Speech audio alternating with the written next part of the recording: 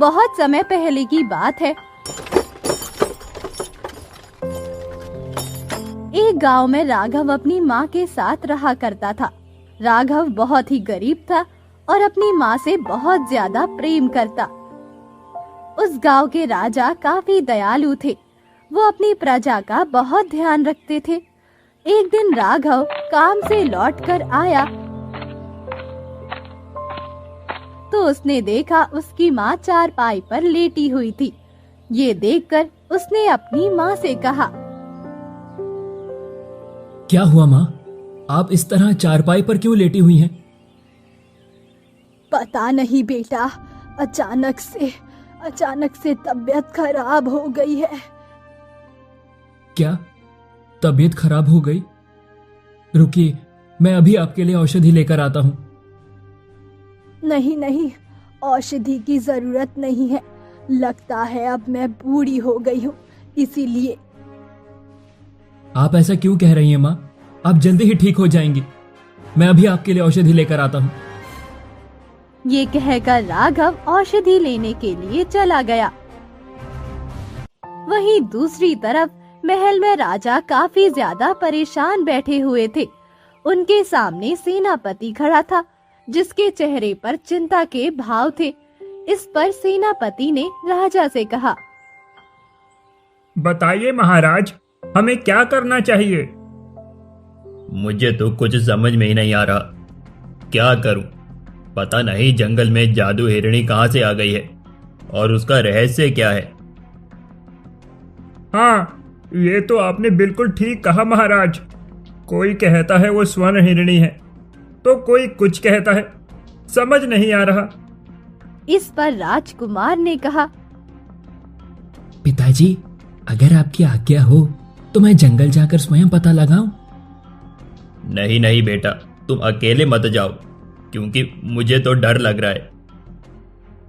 आप राजा होकर डर रहे हैं?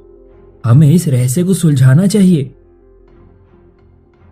हाँ, राजकुमार एकदम ठीक कह रहे हैं महाराज, क्योंकि अगर इस रहस्य को सुलझाया नहीं गया तो वो मायाजाल बन जाएगा।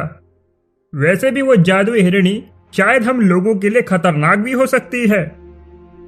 ये सुनकर राजा सोच में पड़ गए। इस पर उन्होंने कहा, ठीक है राजकुमार, आप जाइए, पर जल्द ही उस रहस्य को सुलझा कर आइएगा। हाँ पिताजी, मैं जल्द ही उसका रहस्य सुलझा कर आऊंगा। ये कहकर राजकुमार अकेले ही उस जादुई हिरणी का पता लगाने के लिए निकल गए। वहीं दूसरी तरफ राघव काफी ज्यादा परेशान था, क्योंकि उसकी माँ को कुछ आराम ही नहीं मिल रहा। वही पैसे ना होने की वजह से वो उनका अच्छी तरह इलाज भी नहीं कर पा रहा था। हे भगवान, आपने मुझे इतना गरीब क्यों बना दिया? मैं अपनी माँ का इलाज कैसे कराऊं? कुछ समझ में नहीं आ रहा। मेरी माँ को जल्द से जल्द ठीक कर दीजिए। मैं उनके बिना नहीं रह सकता हूँ। अरे बेटा, तू इतना परेशान क्यों हो रहा है? वैसे भी अब मैं बूढ़ी हो चुकी हूँ। आप ऐसा क्यों कह रही हैं माँ? मैं कोई ना कोई रास्ता निकाल लूंगा और आपको सही कराऊंगा। आपको कुछ नहीं होगा। वहीं दूसरी तरफ जंगल में एक सुंदर सी हिरनी इधर से उधर घूम रही थी। उसकी सुंदरता ऐसी थी कि कोई भी शिकारी उसे पकड़ने के लिए मजबूर हो जाए। तभी हिरनी एक जगह रुकी, पर तभी उसे ऐसा लगा जैसे कोई उसकी तरफ आ रहा है और वो वहां से अचानक गायब हो गई।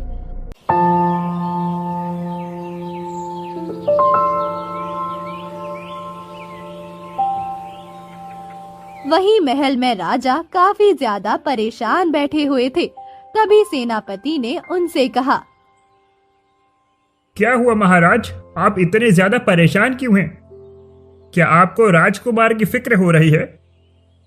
राजकुमार की फिक्र तो हो ही रही है। एक नई खबर आई है, क्या तुमने सुना उसके बारे में? नहीं, हमने तो कोई खबर नहीं सुनी। क्या हुआ, हमें भी बताइए महाराज। अरे खबर सुनने में आ रही है, पिछले 2 वर्ष से राजकुमारी मैरी गायब है उनका कुछ अता पता नहीं है। राजकुमारी मैरी, पर वो तो बहुत ही सुंदर है, वो कहाँ जा सकती हैं? पता नहीं कहाँ जा सकती हैं। राजा उनकी तलाश बहुत कर रहे हैं। 2 वर्ष हो गए हैं, अभी तक उनका पता नहीं लगा। राजा ने कई इनाम भी रखे, पर लोग पता ही नहीं लगा पाए। पता नहीं महाराज, आजकल क्या क्या हो रहा है, कुछ समझ में नहीं आ रहा। हाँ, सही कह रहे हो सेनापति। कुदरत भी पता नहीं कैसे कैसे खेल रचती है। अब उस जादू हिरणी को ही देख लो। ये तो आपने बिल्कुल ठीक कहा महाराज। ठीक है महाराज, अब मैं चलता हूँ। ये कहकर सेनापति वहां से चला गया और राजा राजकुमार की यादों में डूब गए, क्योंकि उन्हें अपने पुत्र की काफी चिंता हो रही थी। राजकुमार जंगल में इधर से उधर भटक रहे, पर उनका अभी तक उस जादुई हिरणी से सामना नहीं हुआ। बड़ी हैरानी वाली बात है, मुझे जंगल में आए 1 हफ्ता गुजर गया है, पर अभी तक मुझे जादुई हिरणी नहीं मिली। क्या ये अफवाह तो नहीं है? राजकुमार को कुछ समझ नहीं आ रहा था। तभी राजकुमार को किसी के चिल्लाने की आवाज सुनाई दी। ऐसा लगा जैसे कोई चिल्ला रहा हो, बचाओ बचाओ, मेरी मदद करो, बचाओ बचाओ। आवाज को सुनकर राजकुमार काफी ज्यादा हैरान हुए और उसी तरफ चले गए। वहां जाकर उन्होंने देखा तो कोई नहीं था। तभी अचानक उनके पीछे वही जादुई हिरणी खड़ी हुई थी। हिरणी को देखकर वो काफी ज्यादा हैरान हुए। अरे, यहाँ पर तो कोई नहीं, सिर्फ ये हिरणी है। ये तो देखने में बहुत ही सुंदर है। कहीं यही तो। राजकुमार अभी ये सब कह ही रहे थे कि तभी अचानक वो एक जाल में कैद हो गई और ऐसा लगा जैसे उन पर किसी ने कुछ डाल दिया हो, जिससे वो बेहोश हो गए। दूसरी तरफ जब राजकुमार महल नहीं लौटे तो राजा काफी ज्यादा परेशान हो गया और उन्होंने सेनापति से कहा, सेनापति, अब हमें राज्य में ऐलान करना चाहिए, क्योंकि राजकुमार अभी तक लौट कर नहीं आए। हाँ महाराज, 1 हफ्ता होने के लिए आ गया है। बताइए क्या ऐलान करना है? जो भी हमारे बेटे को ढूंढ कर लाएगा उसे 1 लाख स्वर्ण मुद्राएं दी जाएंगी। क्या महाराज, 1 लाख? पर ये तो बहुत ज्यादा है। मुझे पता है, पर हमारे बेटे से बढ़कर नहीं है। ये सुनकर सेनापति ने गांव में जाकर ये ऐलान कर दिया। उस समय राघव घर पर अपनी माँ की सेवा कर रहा था। जब उसने ये ऐलान सुना तो वो काफी ज्यादा हैरान हुआ। अरे, ये ऐलान कैसा हो रहा है? मुझे बाहर जाकर देखना चाहिए। राघव अपने घर से बाहर निकला तो उसने देखा सेनापति ऐलान कर रहे थे, जो कोई भी राजकुमार को ढूंढ कर लाएगा उसे 1 लाख स्वर्ण मुद्राएं दी जाएंगी। ये कहकर सेनापति वहां से चले गए, जिस पर राघव काफी ज्यादा हैरान हो गया। अरे, राजकुमार कहाँ चले गए? और राजा उन्हें ढूंढ कर लाने वाले को 1 लाख स्वर्ण मुद्राएं दे रहे हैं। ये तो बहुत ही अच्छा अवसर होगा। ये कहकर वो अपनी माँ के पास आया और बोला, माँ, आपको पता है राजकुमार कहीं चले गए हैं। अच्छा, इसीलिए ये ऐलान हो रहा था। हाँ माँ, और राजा ने ऐलान कराया है, जो कोई भी राजकुमार को ढूंढ कर लाएगा वो उसे 1 लाख स्वर्ण मुद्राएं देंगे। ये तो बहुत अच्छी बात है बेटा। क्या तू राजकुमार को ढूंढने के लिए जाएगा? हाँ माँ, मैं राजकुमार को ढूंढने के लिए जाऊंगा। भगवान ने मुझे एक मौका दिया है, शायद इससे हम लोग अपनी गरीबी को मिटा सकें। वैसे भी मुझे तुझे किसी भी हालत में ठीक करना है। पर अगर तू चला गया तो मेरी देखभाल कौन करेगा? आप चिंता क्यों कर रही हो? मैं आपकी देखभाल के लिए मौसी को बुला लेता हूँ, वो आपकी देखभाल करती रहेंगी। ये सुनकर राम प्यारी ने कुछ नहीं कहा और राघव अपनी मौसी को घर ले आया। उसने मौसी को सारी बात बताई और कहा, जब मैं लौट कर आऊंगा तो आपको 1000 स्वर्ण मुद्राएं दूंगा। बस मेरी माँ का ध्यान रखिएगा। हाँ हाँ बेटा, मैं तेरी माँ का ध्यान रखूंगी। वैसे भी ये मेरी बहन है। ये सुनकर राघव काफी ज्यादा खुश हुआ और वो राजकुमार को ढूंढने के लिए चला गया।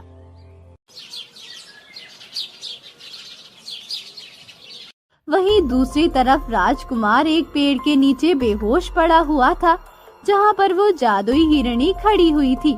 तभी अचानक वहाँ पर किसी की आहट हुई और हिरणी ने देखा वहाँ एक जिन था। अरे वाह, मेरी हिरणी, तू तो एक और शिकार को लेकर आई है। पर ये तो देखने में कोई राजकुमार लग रहा है। हाँ, आपने सही कहा, ये राजकुमारी है। अब तो मुझे आजाद कर दो। नहीं नहीं, इतनी जल्दी कहाँ। अभी तो तुझे और शिकार लाने पड़ेंगे, तभी तो मैं अमर बनूंगा। अब मैं तुम्हारे लिए कोई काम नहीं करूंगी। अगर तुम काम नहीं करोगी तो मैं तुम्हें आजाद भी नहीं करूंगा। अब तुम्हारी इच्छा। ये सुनकर जादुई हिरणी की आंखों में आंसू आ गए और वो वहाँ से चली गई। दूसरी तरफ राघव जंगल में आ गया। उसने इधर उधर देखा तो थोड़ा घबरा गया। जंगल तो बहुत ही ज्यादा घना है। मैं यहाँ कहाँ राजकुमार को ढूंढूं? मुझे तो कुछ समझ में नहीं आ रहा। इसके बाद राघव जंगल के अंदर चला गया। अभी वो कुछ दूरी पर ही आया था, तभी उसे किसी के चिल्लाने की आवाज सुनाई दी। बचाओ, बचाओ, मेरी मदद करो, बचाओ, बचाओ। अरे ये आवाज किसकी है? ऐसा लगता है जैसे कोई मदद मांग रहा हो। मैं जाकर देखता हूँ। इसके बाद राघव जंगल के अंदर चला गया। वहाँ जाकर देखा तो एक हिरणी थी। हिरणी देखने में काफी सुंदर थी। हिरणी को देखकर राघव थोड़ा हैरान हुआ। अरे यहाँ पर तो कोई भी नहीं है। फिर ये आवाज कौन मार रहा था? तभी फिर से आवाज आई। बचाओ, बचाओ, मैं ही तुम्हें बुला रही थी, मेरी मदद करो। हिरणी को बोलता देख राघव काफी ज्यादा हैरान रह गया, क्योंकि आज से पहले उसने कभी भी हिरणी को बोलते हुए नहीं देखा था। ये कैसे हो सकता है? तुम बोल कैसे सकती हो? नहीं नहीं, तुम जरूर कोई मायावी हो। हे भगवान, मुझे यहाँ से भागना होगा। नहीं नहीं, तुम कहीं मत जाओ। मैं जादुई हिरणी हूँ, इसीलिए बोल सकती हूँ। क्या जादुई हिरणी? पर मैंने तो ऐसे किसी हिरणी के बारे में नहीं सुना। मैं इस जंगल में रहती हूँ, मेरी मदद करो। राघव ने हिरणी को ऊपर से नीचे देखा। उसे देखकर लग तो नहीं रहा था कि उसे मदद की जरूरत हो। इस पर राघव ने कहा, वैसे तुम्हें देखकर लग नहीं रहा कि तुम्हें मदद की जरूरत है। क्या मदद चाहिए? मेरे साथ चलो, मेरे बच्चे दलदल में फंस गए हैं। क्या तुम्हारे बच्चे दलदल में फंस गए? बड़ी हैरानी वाली बात है। तुमने उन्हें निकाला नहीं? नहीं, मैं सिर्फ बोल सकती हूँ, बाकी कुछ नहीं कर सकती। तुम मेरी मदद करो, वरना मेरे बच्चे मर जाएंगे। हिरणी की बात सुनकर राघव उसकी मदद के लिए उसके पीछे चला गया। दूसरी तरफ राजा महल में काफी ज्यादा परेशान था। हे भगवान, पता नहीं मेरा बेटा कहाँ है। उस जादू हिरणी ने कहीं मेरे बेटे को मार तो नहीं दिया। ये सब क्या हो रहा है? भगवान, मेरी बेटी की रक्षा करना। तभी वहाँ सेनापति आया और बोला, महाराज, अभी तक राजकुमार का कुछ पता नहीं लगा। बहुत सारे सैनिक गए, पर उन्हें अभी तक राजकुमार नहीं मिले, ना ही जादुई हिरणी मिली है। क्या?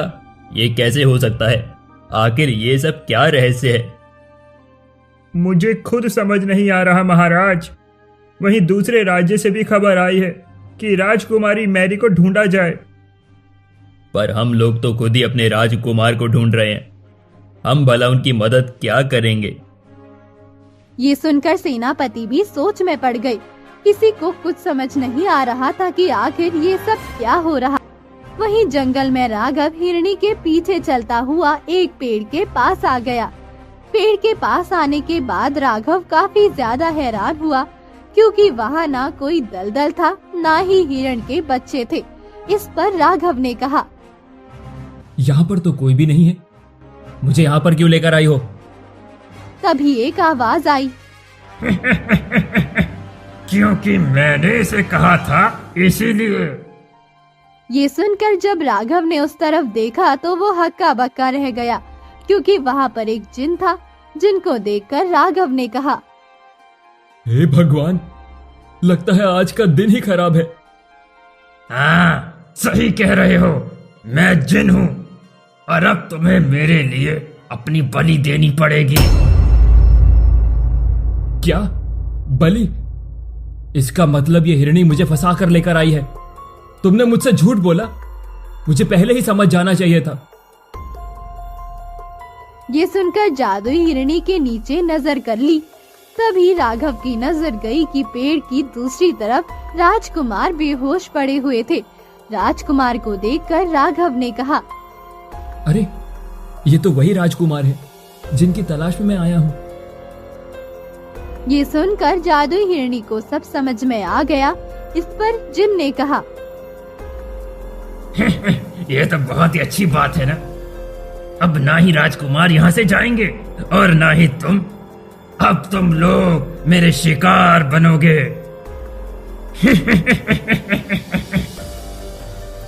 मैं यहाँ से जा रहा हूँ, इन दोनों का ध्यान रखना। पता है ना क्या करना है? हाँ हाँ, आप जाइए, मैं इन लोगों का ध्यान रखूंगी। ठीक है, पर अगर तुमने मेरे साथ कुछ भी चालाकी करने की कोशिश की तो मुझसे बुरा कोई नहीं होगा। ये कहकर जिन वहाँ से चला गया।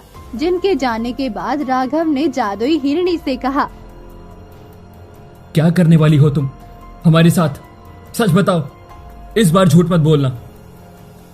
मैं तुम्हें मार डालूंगी, क्योंकि जिन अमर होना चाहता है, इसीलिए वो रोजाना बलि लेता है।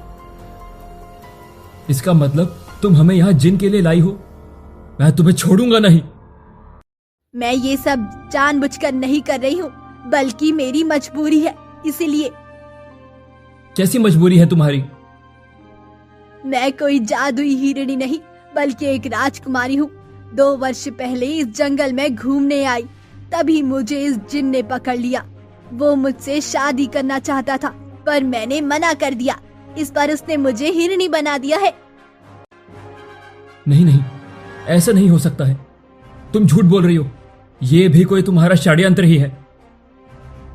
नहीं नहीं, मैं सच कह रही हूँ। मैं एक राजकुमारी हूँ, मेरा नाम मैरी है। ये सुनकर राघव और ज्यादा हैरान रह गया। उसे समझ नहीं आ रहा था कि वो क्या करे, क्योंकि जिन ने तो कहा था कि वो अभी उसकी बलि देगा, पर उसे राजकुमार को किसी भी हालत में यहाँ से बचा कर ले जाना था। इस पर उसने वहाँ से भागने का एक उपाय सोचा और कहा, ठीक है, मुझे कोई आपत्ति नहीं है। तुम मेरी बलि दे दो, पर पहले मुझे राजकुमार से बात कर लेने दो। मुझे उन्हें बताना है, उनके पिताजी उनसे बहुत प्यार करते हैं। बस तुम उन्हें होश में ला दो। ये सुनकर जादुई हिरणी ने राजकुमार को होश में ला दिया। आप ठीक तो है ना राजकुमार? तुम कौन हो और मुझे यहाँ क्यों ले आए हो? इस पर राघव ने राजकुमार को सारी बात बताई। राजकुमार ने जब जादुई हिरणी को देखा तो कहा, ये तो वही हिरणी है जिसके चर्चे पूरे राज्य में फैले हुए हैं। हाँ हाँ, मुझे पता है, पर अभी हमें यहाँ से बचकर निकलना है। पर हम लोग यहाँ से जाएंगे कैसे? यही तो मुझे भी समझ में नहीं आ रहा, क्योंकि अगर हम लोग यहाँ से गए नहीं तो जिन हमें मार डालेगा। वही जादुई हिरणी उन दोनों को बातें करता हुआ देख रही थी। वो समझ रही थी वो लोग काफी ज्यादा परेशान हैं और उसने कहा,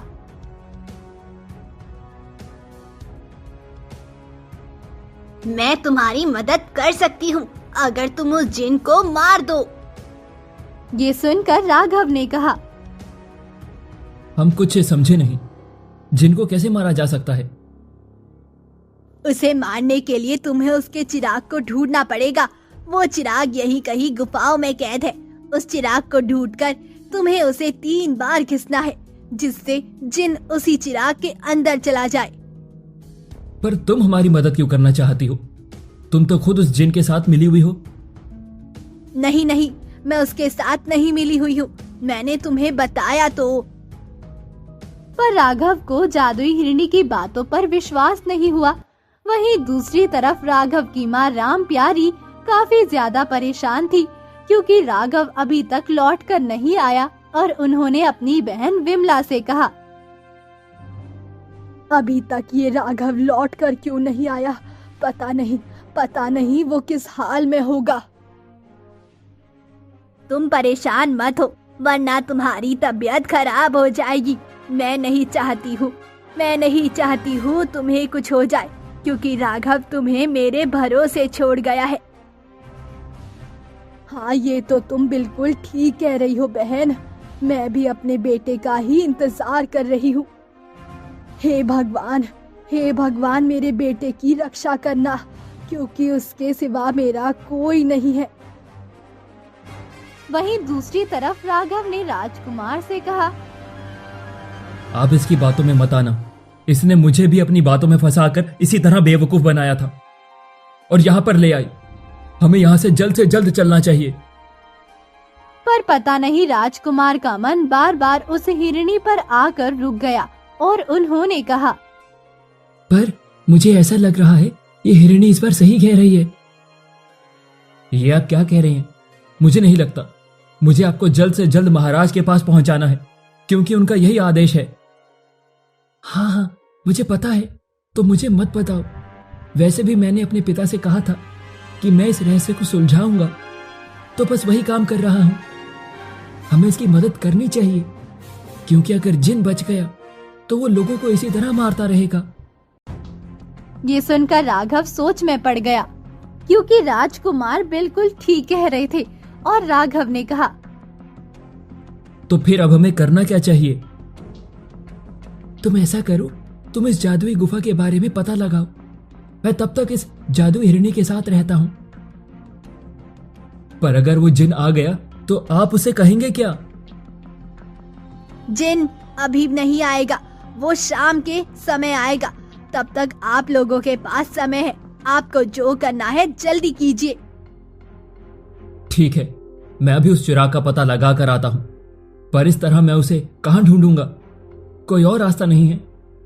तभी हिरणी उसे एक पेड़ के पास ले आई, खोदना शुरू कर दिया।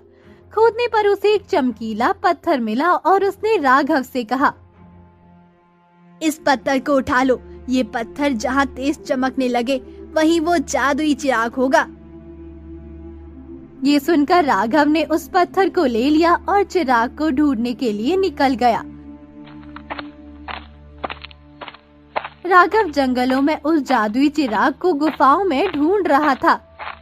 पता नहीं वो जादुई चिराग कहाँ है।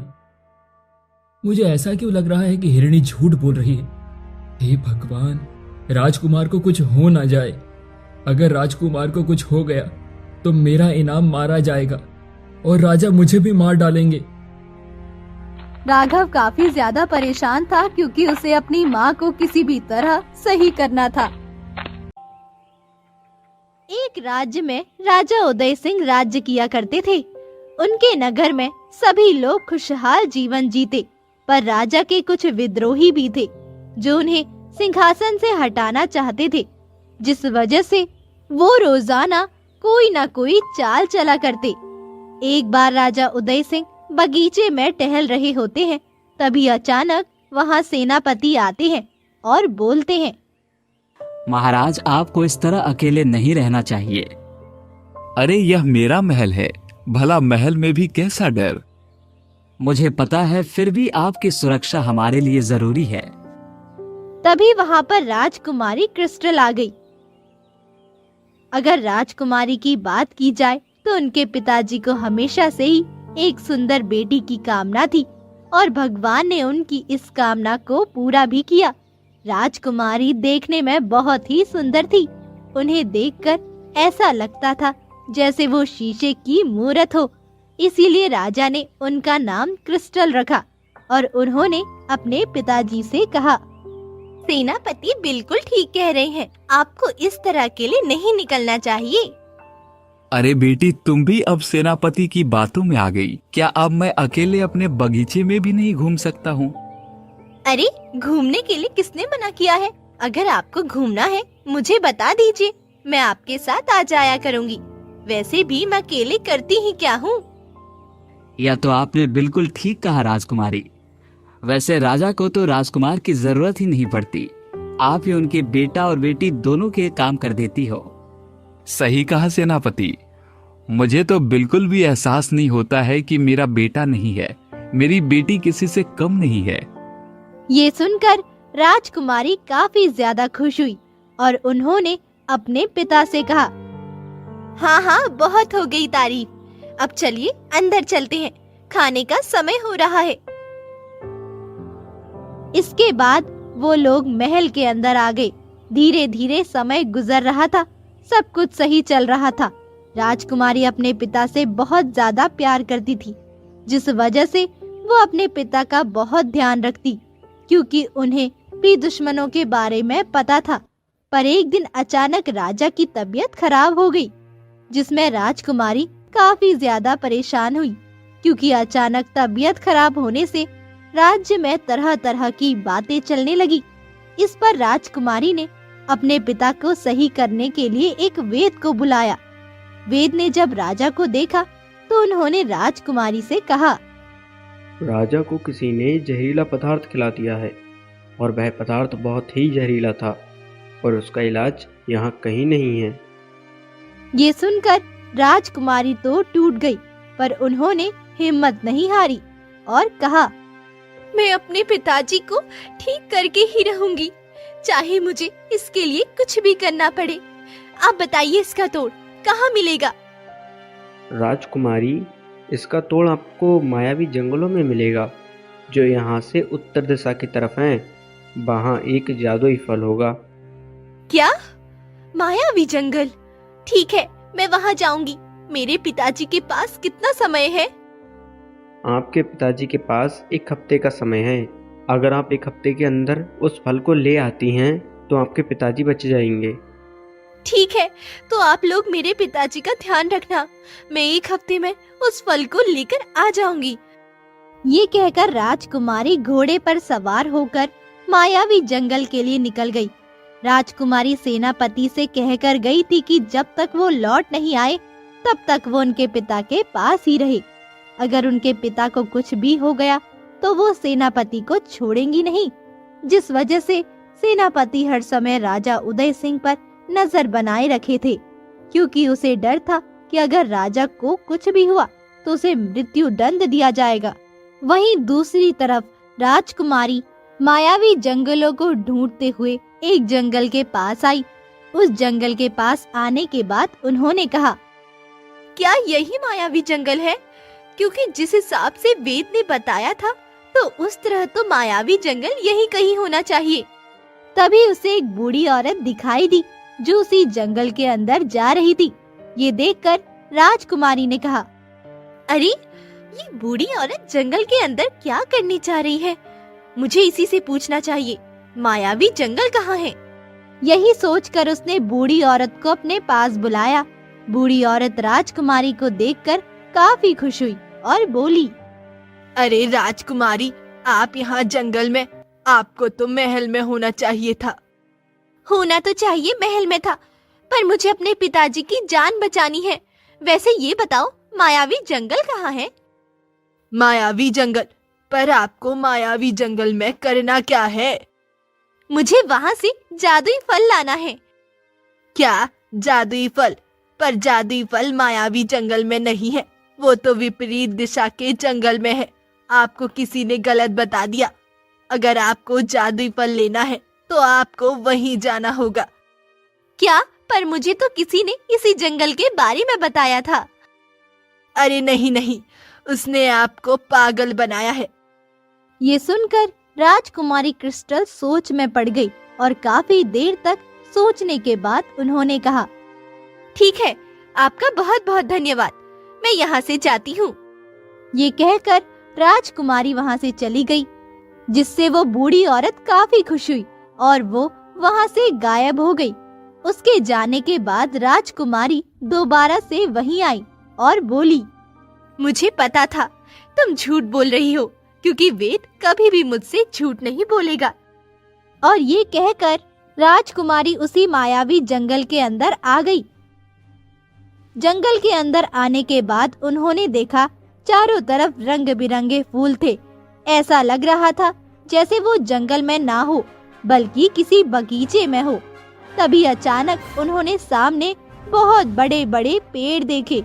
ये देखकर वो हैरान हो गई और बोली, ये तो सच में मायावी जंगल है, पर अब मुझे वो जादुई फल कहाँ मिलेगा? मुझे जल्दी से उसे ढूंढना पड़ेगा। ये कहकर राजकुमारी जल्दी से उस फल को ढूंढने में लग गई। तभी अचानक उनके सामने एक हिरण आ गया। हिरण को देखकर राजकुमारी काफी हैरान हुई, क्योंकि वो हिरण देखने में बहुत ही सुंदर थी।